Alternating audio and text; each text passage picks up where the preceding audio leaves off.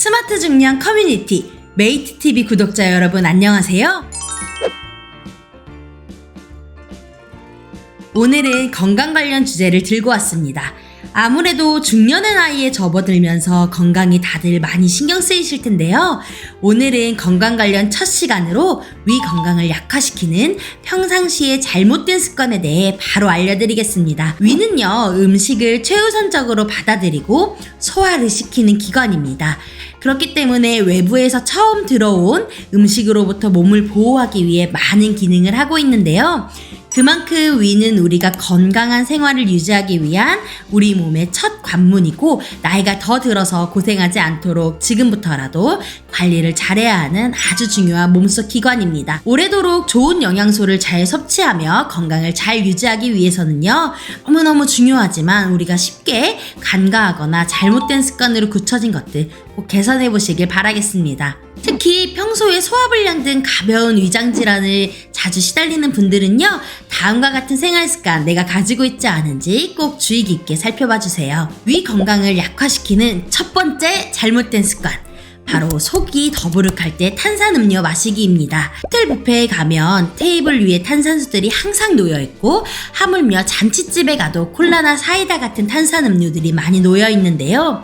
탄산음료를 마시고 트름이 나오면 마치 소화가 잘 되는 느낌마저 듭니다. 하지만 이건 일시적인 느낌을 주는 거고요. 건강에는 사실상 안 좋은 영향을 주는 안 좋은 습관입니다. 탄산음료는요, 식도와 위를 연결하는 괄약근의 기능을 약화시키고요. 괄약근이 약해지면 위산이 식도로 역류합니다. 당연히 위산이 역류하면 소화를 방해하게 되고요. 과식하게 되시면 당연히 탄산음료도 찾으시고, 이런 악순환들이 반복되게 되는데요. 천천히 잘 씹으시면서 가급적 과식이 아닌 적당량을 드시려고 노력하시는 것이 좋습니다. 그리고 이런 탄산음료 대신에 따뜻한 차나 양배추즙을 마시는 게 좋은데요. 양배추는 위 건강에 탁월한 대표적인 음식으로 많이 알려져 있습니다. 이는 양배추에 풍부하게 함유되어 있는 비타민 U가 손상된 세포 조직을 재생시켜 보호해주는 역할을 하기 때문인데요. 양배추의 비타민 U는 위벽의 점막을 건강하게 하고 위벽 상처의 회복을 돕기 때문에 역류성 식도염에도 도움이 됩니다. 그 외에도 섬유질, 무기질이 풍부해서 위를 편안하게 하고 위의 세포 조직을 재생시키는 역할을 하기 때문에 위염이나 위궤양에 탁월한 효과가 있습니다. 그리고 양배추의 섬유질은요, 장내 운동을 활성화시키기 때문에 장의 원활한 기능 개선까지도 돕고 있습니다. 장의 기능이 개선되면요, 배변 활동 역시 원활하게 하도록 돕고 변비 개선에도 탁월한 효과가 있습니다. 또한 구토, 설사, 발열 등과 복통, 배변 문제 등 과민성 대장증후군 증상에도 도움을 줍니다.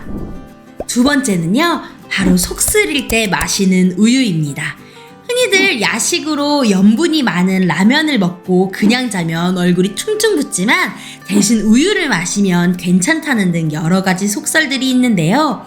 우유하면 왠지 부드럽게 느껴지고 알칼리성이기 때문에 맵고 짠 음식을 중화시켜줄 것 같은 느낌적인 느낌이 많습니다. 하지만 우유의 칼슘 성분은 오히려 위산 분비를 늘려 속쓰림을 악화시킵니다. 단백질인 카제인 성분이요, 위산을 만나게 되면 젤리 형태가 되는데요. 이를 소화, 흡수시키기 위해서는 더 많은 위산이 분비돼야 합니다. 속이 쓰릴 때는요, 그저 적당히 따뜻한 물을 천천히 마셔주는 것이 가장 좋겠습니다. 세 번째는 물에 밥을 말아 먹는 것입니다.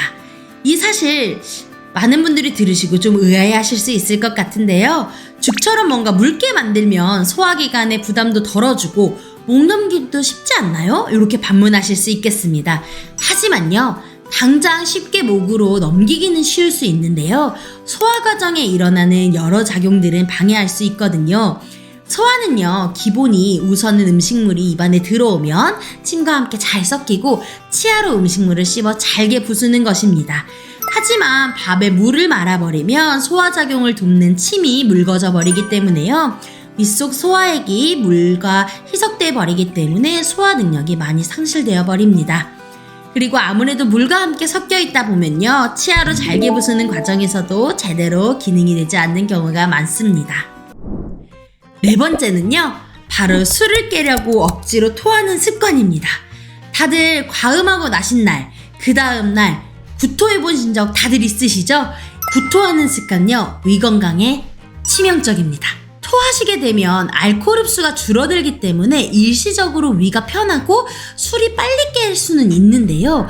위와 달리 식도는 보호막이 없기 때문에 위에서 나온 위산이 반복적으로 노출되기 때문에 심한 손상을 입습니다. 술을 드신 다음 날 나는 진통제 꼭 먹어야 돼, 구통이 너무 심하거든 하시는 분들도 계신데요.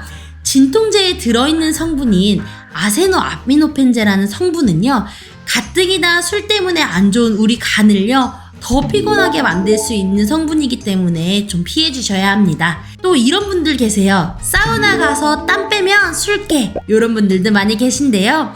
사우나가 피로 회복에는 도움을 줄 수 있지만요, 자칫 냉탕과 열탕을 오가시면 몸에서 활성산소가 증가하기 때문에요, 오히려 피로가 유발되고 간에 무리가 가는 경우도 있습니다. 술을 드신 다음에는 공복감, 식은땀, 어지럼증, 손저림증, 집중력 감퇴 등 다양한 숙취 증세가 나타나게 되는데요. 대부분 혈당이 부족해서 생기는 문제들입니다. 그래서 아침밥을 드시는 게 좋고요. 아침밥 메뉴로는 아스파라긴이 풍부한 콩나물국이나요, 타우린이 풍부한 북엇국을 추천드립니다. 아스파라긴, 타우린, 요 두 가지 성분들은요, 알코올이 1차 분해되면서 생기는 독성 물질인 아세트알데히드를 몸 밖으로 배출시키는 작용을 하기 때문에 좋습니다. 술 먹고 나면 나는 라면이나 밥 꼭 먹어야 해 하시는 분들도 계신데요. 요거는 혈당이 갑자기 떨어지면 우리 몸이 요걸 보충하기 위해서 자연스럽게 내보내는 신체 반응이기 때문에요. 라면 같은 인스턴트는 너무 달거나 짜고 맵고 이런 자극적인 음식들이기 때문에 피해 주시는 게 좋고요. 알코올이 분해되면서 생기는 독성 물질을 밖으로 배출시킬 수 있는 콩나물국, 북엇국 같은 음식들을 드시는 게 좋겠습니다. 또 틈틈이 식혜나 꿀물, 과일 주스, 이온 음료 같은 것들을 마셔서요, 부족해진 수분과 당분, 전해질 등을 보충해 주시는 것이 좋겠습니다. 5번째는요, 바로 공복에 마시는 커피입니다. 아침에 빈속에 커피를 마시는 경우에는요, 커피에 함유된 카페인이 위산 농도를 높이고 위산 분비를 촉진시킵니다. 음식에 먹은 게 없는 공복 상태에서요, 위산이 분비되면 위벽이 자극되기 때문에 염증이 발병될 수 있습니다. 이런 염증들이요, 우리가 흔히 알고 있는 위염이나 위궤양, 역류성 식도염 같은 것들을 유발할 수 있기 때문에 주의하셔야 합니다. 6번째는요, 바로 점심을 먹은 후 낮잠을 자는 행위입니다. 잠자는 게 위 건강이나 소화 기능하고 무슨 차이가 있지? 이렇게 생각 많이 하실 것 같은데요. 음식이 식도를 통해서 위랑 장, 소화기관을 거치는 동안요, 우리가 엎드리거나 누워있게 되면 음식물들이 잘 내려갈 수가 없어요. 그렇기 때문에 포만감이나 더부룩함, 명치 통증, 트림 같은 각종 증상들이 유발됩니다. 그리고 무엇보다요, 누워 계시게 되면 위산이 위로 역류하기 때문에 역류성 식도염에 걸릴 가능성이 높습니다. 7번째로요, 식사 후 담배 한 대, 소위 우리가 식후땡이라고 말하는 것들, 요 식후 담배가 소화에 도움을 준다, 이렇게 생각하시는 분들 계신데요. 흡연자분들 중에서 나는 밥 먹으면 꼭 식후땡, 식후 담배 꼭 한 대 피워야 해 하는 분들 많이 계십니다. 식사 후에 담배를 피우지 않으면 소화가 안 되는 것 같다고까지 얘기를 하시는 분들이 많은데요. 이건 니코틴에 대한 중독 증상이고요. 소화와는 아무런 관계가 없습니다. 오히려 위장 건강에 나쁜 영향을 줄 뿐입니다. 담배는 백해무익하다, 요 말 들어보셨죠? 담배 연기 속의 니코틴이요, 위 점막을 공격하는 공격인자의 분비나 독성을 증가시키고 동시에 위산으로부터 위를 보호하는 방어인자인 프로스타글라딘의 분비를 억제하기 때문에요, 위염이나 위궤양의 발생률을 증가시킵니다. 또한 소장과 대장의 운동 기능을 떨어뜨리기 때문에요, 복통이나 복부 팽만감, 변비까지도 일으킬 수 있습니다. 앞서 설명드린 것처럼 역류성 식도염, 우리 몸에 매우 좋지 않은데요. 역류성 식도염에서 주의해야 하는 음식은 크게 기름진 음식과 밀가루 음식, 그리고 우리가 공복에 많이 먹는 커피를 예로 들 수 있겠습니다. 밀가루 음식과 기름진 음식은 소화가 잘 되지 않는데요. 그만큼 위에서 밑으로 빨리 내려가지 못하기 때문에 역류가 되기 쉽습니다. 그리고 그 외에 식사할 때요, 꼭꼭 씹어서 잘 삼켜야지만 위에 오래 머물지 않고 밑으로 잘 소화가 되기 때문에 그만큼 역류가 덜 될 수 있도록 예방할 수 있다고 볼 수 있겠습니다. 나빠진 위와 장이요, 운동하는 힘이 없기 때문에 기능성 소화 불량에 빠지게 되고요. 소화가 힘든 밀가루 음식이나 인스턴트 식품, 튀김이나 위장을 자극하는 맵고 달고 짠 가공식품들은 몸을 망치기 때문에요. 과식과 야식으로 우리의 소화기관들을 더욱 힘들게 합니다. 인위적인 치료에 의존을 하시기보다는요, 평소에 우리가 가지고 있는 잘못된 습관들을 조금 바로 잡아서 원인들을 치료하시는 것이 더 나이가 들어 늦기 전에 건강을 바로 잡을 수 있는 유일한 해결책임을 꼭 명심해 주시기 바랍니다.